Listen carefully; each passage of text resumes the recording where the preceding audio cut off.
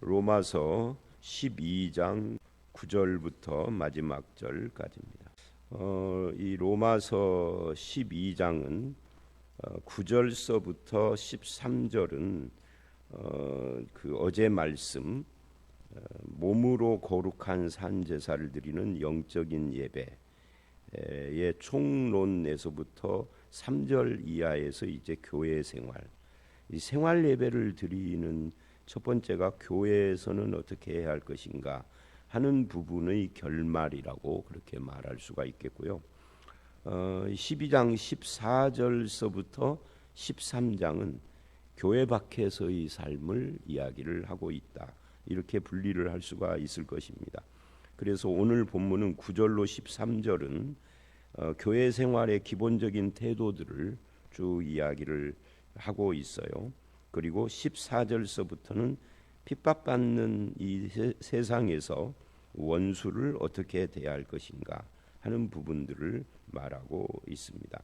먼저 이 9절로 13절을 보면 교회 생활의 기본적인 태도, 이 첫 번째 9절을 보면 사랑에 대한 이야기를 해요.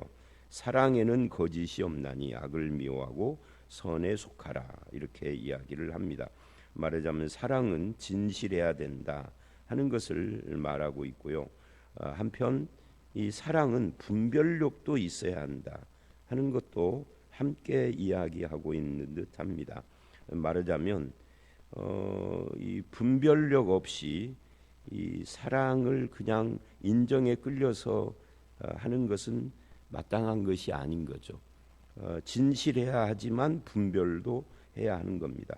10절을 보면 우애에 대한 이야기를 합니다.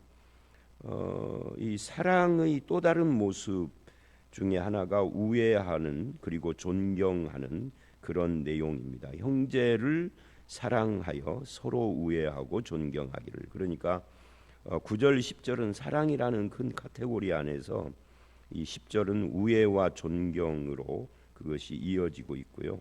11절에는 열심에 대한 이야기를 합니다. 부지런하여 게으르지 말고 열심 품고 주를 섬겨라. 주님을 섬기는 열심을 이야기를 하고 있는 거죠. 그리고 12절을 보면 소망에 대한 이야기를 합니다. 소망 중에 즐거워하며, 소망 중에 즐거워하는 이 이야기는 로마서 5장 3, 4절에서도 이야기를 했죠. 영광을 바라보고 즐거워하고 소망 중에 즐거워하는데 그 소망이 우리를 실망시키지 않는, 왜 그러느냐 할 때 하나님이 우리를 구원하신 때가 언제인지에 대한, 아직 우리가 연약하고 죄인이고 원수되었을 때 이야기를 하지 않습니까? 그거하고 연결이 되는 겁니다. 소망 중에. 그러니까 사랑, 열심, 소망, 그리고 환난에 대한 이야기를 하죠. 환난 중에 참으며, 소망 중에 즐거워할 뿐만 아니라 인내에 대한 이야기, 기도에 항상 힘쓰고, 13절 성도들의 쓸 것을 공급하며, 그래요, 형제를 섬기는 이야기를 하는 거죠. 손님 대접하기를 힘써라.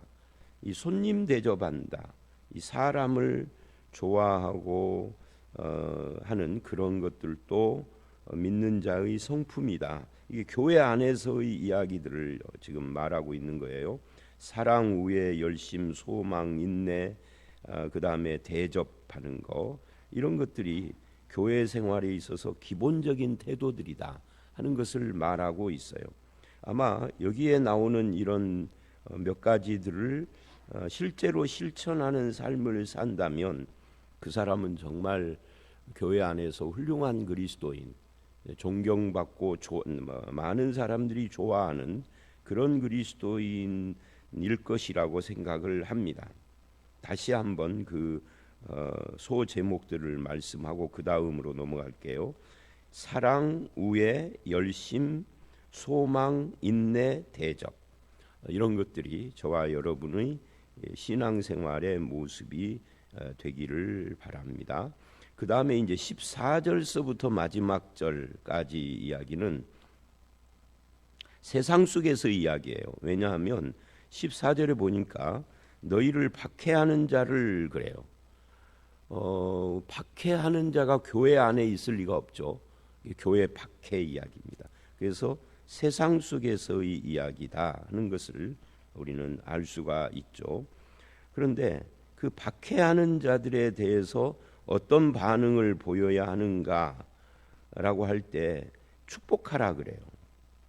박해하는 자들을 저주하고 미워하고 그러는 것이 이게 기본적인 인간의 그 반응일 수 있는데 여기서는 완전히 그것을 반대로 뒤집은 거죠. 박해하는 자를 축복하래요. 미워하지 말라 정도가 아니에요. 미워하지 말라도 쉽지가 않죠. 그런데 오히려 축복하라. 이게 신앙생활을 하는 사람들의 모습인 거예요.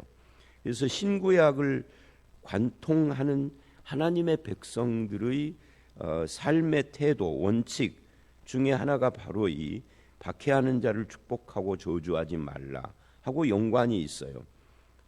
예를 들면 다른 곳에서는 악을 악으로 갚지 말고 선으로 대하라 이렇게 말을 하기도 하죠. 비슷한 이야기죠. 악을 악으로 갚는 것은 누구나 하는 일이지만 그것을 선으로 대하라, 보복하지 말라 이렇게 한다라는 것은 신자만 하나님을 믿기 때문에 가능한 거죠. 그리고 즐거워하는 자들과 함께 즐거워하고 우는 자들과 함께 울어라. 이게 말하자면 공감이죠. 신자들이 공감의 능력이 떨어져서 욕먹는 경우도 많이 있어요. 근데 이제 이런 공감, 함께 울고 함께 즐거워하는 것이 자칫하면 그것이 꾸밈, 쇼가 될 수도 있죠. 그래서 이걸 진정으로 함께 울고 함께 즐거워하는 이것이 필요한데 그래서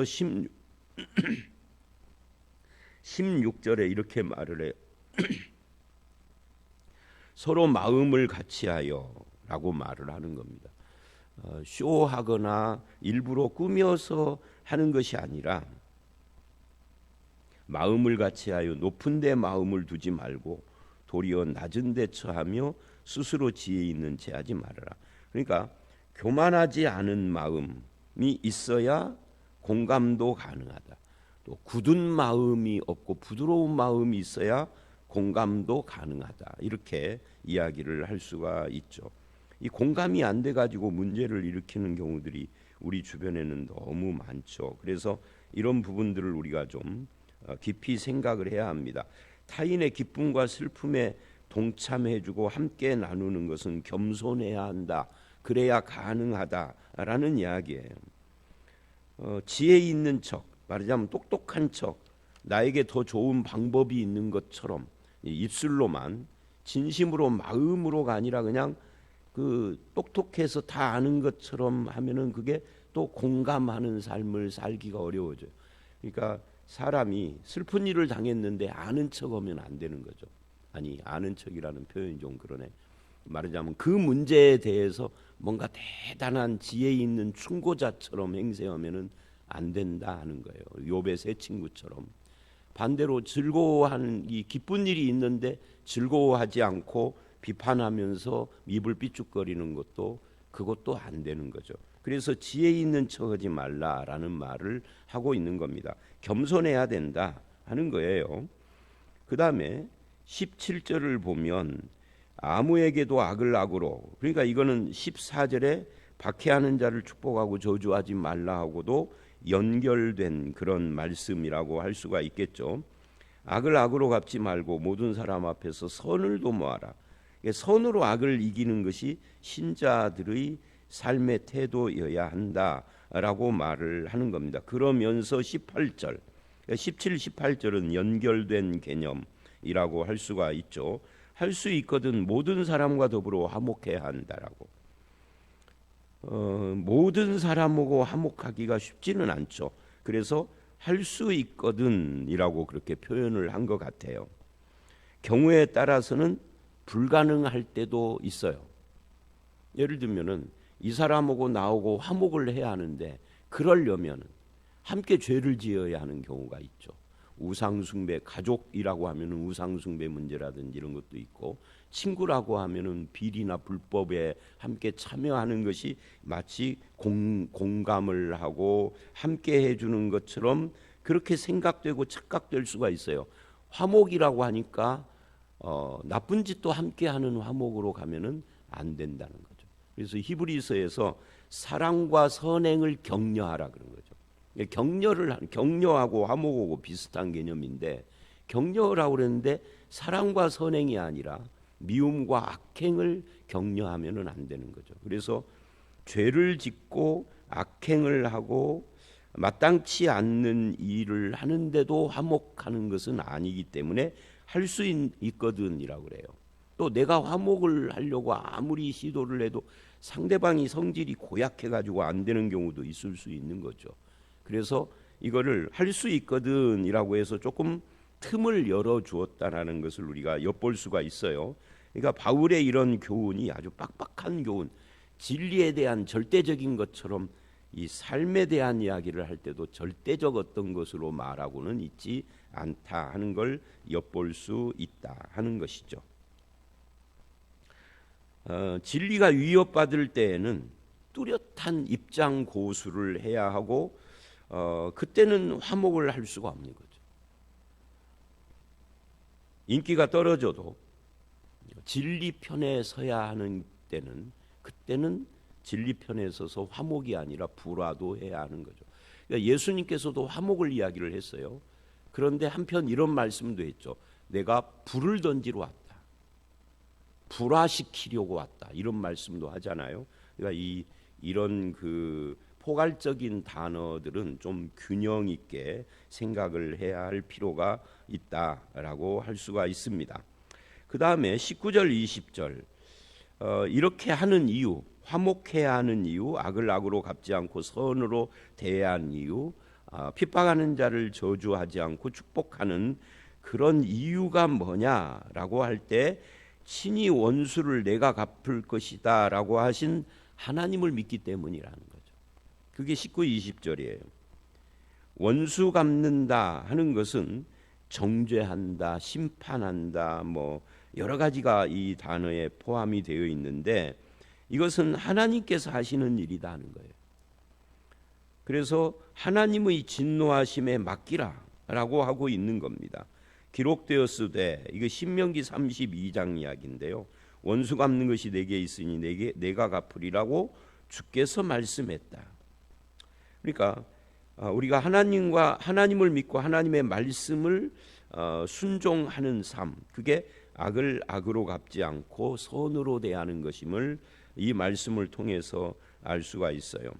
또 때로는 이렇게 하나님께 맡김으로 하나님이 심판하시고 하나님이 원수를 갚으실 것이고 너는 화목해라, 너는 저주하지 말아라, 너는 악을 행하지 말아라 함으로써 때로는 어떤 악한 자를 심판하시는 일도 하지만 그것 자체가 나를 교정하는 것일 수도 있어요. 사람은 누군가가 나에게 잘못한 것을 내가 징벌을 하고 내가 갚는 것은 잘할 수 있지만 뭐 그것도 좀 어렵죠. 근데 그거는 쉽게 맡은 성질로라도 할 수 있는데 그거를 안 함으로써 사실은 잘못은 상대방이 있지만 너에게도 잘못이 있고 너에게도 죄성이 있고 너도 못된 성질이 있고 너의 말본세가 그따위가 돼서 그런 일들이 일어났어. 하나님은 그렇게 체크를 할 수도 있어요. 그래서 이런 핍박 상황이라든지 이런 불화라든지 여러 가지 그런 상황들이 꼭 못된 놈 처벌만 목적으로 하고 있는 것이 아니라 믿는 우리를 교정하고 성숙시키고 변화시키는 일을 위하여서 그것을 쓰시기도 한다. 예를 들면은 바로와 이스라엘, 바로와 모세의 관계를 봐도 그래요. 바로를 처벌하는 것이 하나님의 목적이라면 10개의 재앙 필요도 없죠. 그러니까 처음부터 말 한 번 해서 말 안 들으면 두 번째 그냥 치시면 되는 거예요. 그런데 그 출애굽기를 읽어보면 그걸 통하여서 누가 바뀝니까? 일단 모세가 먼저 바뀌어요. 하나님을 신뢰하는 사람으로 변해가죠. 늘 불평하던 사람이 출애굽기의 그 10대 재앙을 쭉 통과하면서 출애굽기 6장, 7장을 보면 모세가 더 이상 불평하지 않는 사람으로 바뀌는 것을 봅니다. 이스라엘도 마찬가지고요. 처음에는 모세를 신용을 하지 않고 출애굽을 거부했잖아요. 그들을 바꿔가는 겁니다. 그러니까 누군가를 심판하는 것이 하나님의 목적이 아닐 수 있다. 심판이라는 것은 놔두면은 저절로 재림 때는 그때는 저절로 되는 거니까. 그래서 죄인들에 대해서는 하나님의 태도가 어떤 것이냐면 내버려 두는 겁니다. 로마서 1장이 그걸 말을 했죠. 내버려 두사예요. 내버려 두면 스스로 멸망길로 가는 거예요. 그러나 하나님의 역사의 초점은 죄인들의 심판이 아니라 하나님의 백성들을 구원하시고 성숙시키고 변화시켜 가는. 그래서 앞에 우리가 9절로 13절에서 인내도 나오고 소망 중에 즐거워함도 나오고 그랬던 거예요. 기도에 항상 힘쓰고 이런 것들은 전부 다 우리의 변화를 위하여서 이런 말씀이 주어진 것이다 라고 말할 수 있죠. 그래서 이런 것을 통해서 악을 악으로가 아니라 선으로 대할 수 있는 성품이 생겨가는 겁니다. 이것이 저절로 되는 것은 아니죠. 그렇게 함으로써 20절 원수가 줄이거든 먹이고 목마르거든 마시게 하는 이런 일들이 감히 이게 안 되는데 인간은 죄인은 근데 이것이 되는 사람으로 바뀌는 거죠. 근데 그렇게 하나님의 말씀을 순종하고 내가 변해서 그런 사람으로 되어 가다 보니까 그것이 숯불을 머리 위에 놓는 거예요. 그러니까 원수를 잘 대해주는 것이 오히려 숯불을 머리 위에 놓는 것이다 라고 하는 이 말씀을 우리가 유념해 봐야 할 필요가 있는 거죠. 인간 본성하고는 좀 다른 길이지만 하나님께 맡겨서 그게 가능해지는 겁니다. 그래서 21절에 이렇게 결론을 내려요. 악에게 지지 말고 선으로 악을 이기라 라고. 인간의 본성 속에는 복수심이 있습니다. 그래서 하나님의 말씀을 실천하기가 쉽지가 않은 거죠. 그런데 선으로 악을 이기는 이것을 실천하려고 애를 쓰고 살다 보면 결국은 내가 바뀌는 거예요. 내가 하나님의 백성다워져 가는 거죠. 사실 악에게 지지 않고 선으로 악을 이기는 것은 어떻게 보면은 그 이 문장 이면에 내 마음의 성품과 감정과 이런 것들하고 다 연결된 거잖아요. 그 나의 성품이 바뀌고 내 감정이 조정이 되고 전에 미숙했을 때는 감정 조정이 잘 안 되는 사람이었는데 이제는 그것이 가능한 사람이 되는 거예요. 위선을 떨어라 그 말이 아니에요. 쇼를 하라 위선을 떨어라가 아니라 이게 진심으로 그렇게 되는 것이죠. 그래야 하는 것이고요. 참 어려운 일이에요. 그러나 그것이 하나님의 뜻이고 하나님이 우리에게 요구하는 것이라면 내 속에서 꿈틀거리는 그런 복수심과 안갚음 또는 뭐 너 잘 되는가 두고 보자 하는 그런 어떤 저주 악담 이런 것들을 다 빼버리고 하나님께 맡기고 마음을 돌이켜서 심판하시는 하나님을 믿는 이것이 신앙인 거죠. 근데 그런 심판하시는 하나님을 믿지 않고 내가 복수를 해야 하고 내가 악담을 해야만 하는 것은 그건 신자의 모습이 아니다 하는 것을 지금 이야기하고 있는 겁니다. 나는 그럴 수밖에 없어 라고 하는 그런 자기 성품이나 자기 성질머리에 대한 정당화가 일반적인 것이잖아요. 이렇게 말하는 저도 그쪽이 더 쉬워요. 그리고 때로는 저도 실패할 때가 있고요. 안 될 때가 많죠. 더 10번이면 안 되는 것이 7번, 8번이겠죠. 겉으로는 목사니까 안 나타나도 속으로는 그죠? 속으로까지 이렇게 되는 것은 그야말로 이거는 정말 천지가 바뀌는 것처럼 내가 바뀌어야 하는 것인데 그게 잘 안 되는 것이지만 끊임없이 부단히 이 말씀을 읽고 하루 이틀 지나면 또 잊어버리잖아요. 그래서 우리가 매일 성경을 보는 겁니다. 이 말씀은 제가 설교도 했고 이 말씀만 가지고도 묵상을 한두 번 한 것이 아니고 성경 공부도 마찬가지고 수없이, 그러나 생활 속에서는 잊어버려요. 그러니까 또 새벽에 또 봐야 하는 것이고 또 도전을 받아야 해요. 언제까지 그래야 되느냐? 죽을 때까지. 이 세상을 떠날 때까지 그래야 하는 거죠. 왜? 인간은 연약한 자예요. 피조물이에요. 죄성을 가진 자예요. 그래서 늘 말씀에 도전을 받으며 자기를 돌아보는 것이 필요하다. 하나님께 맡겨라. 그래서 오늘 말씀을 한마디로 말하면 9절로 13절은 교회 생활의 태도고 14절 이하에는 심판하시는 하나님께 좀 맡겨라. 이것이 오늘 말씀의 결론이다라고 말할 수 있는데, 말이 쉬운 거죠. 하나님께 맡긴다는 것이. 내가 해버리는 것이 훨씬 쉽습니다. 말로는 하나님께 맡기는 것이 쉽고 우리는 그냥 말로는 그렇게 하지만 실제로는 하나님께 잘 못 맡기죠. 그래서 이런 부분은 훈련이 필요하다. 성숙이 필요하다. 성령님과 함께 더불어서 내 삶을 부단히 말씀 앞에 세우는 것이 훈련입니다. 그렇게 살아서 이 말씀이 요구하는 대로 교회 안에서는 다시 반복을 몇 차례인데, 사랑, 우애, 열심, 소망, 인내, 사람 대접으로 교회 생활을 하고, 그리고 핍박하는 세상 속에서는 하나님께 맡기며 성품조차도 선한 그런 삶을 살아가는 저와 여러분들이 다 되시기를 주의 이름으로 축원합니다. 함께 기도하겠습니다.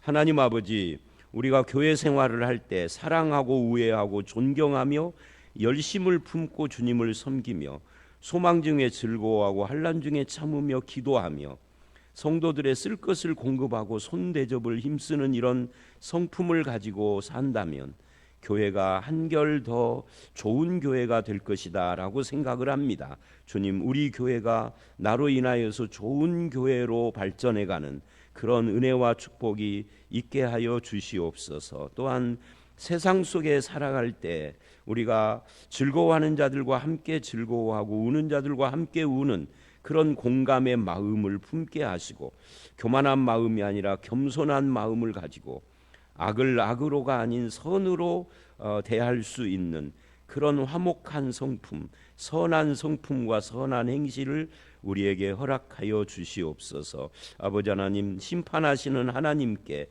내 삶을 맡기게 하시고 주님과 동행하는 그런 삶을 살게 해 주시옵소서. 그렇게 살 수 없는 죄성을 가진 우리인 것을 압니다. 주님, 계속 말씀 앞에 자신을 세우고 비춰보는 그런 삶이 되도록 주님 우리와 함께 해 주실 줄 믿사옵고 예수님 이름으로 기도드렸사옵나이다. 아멘.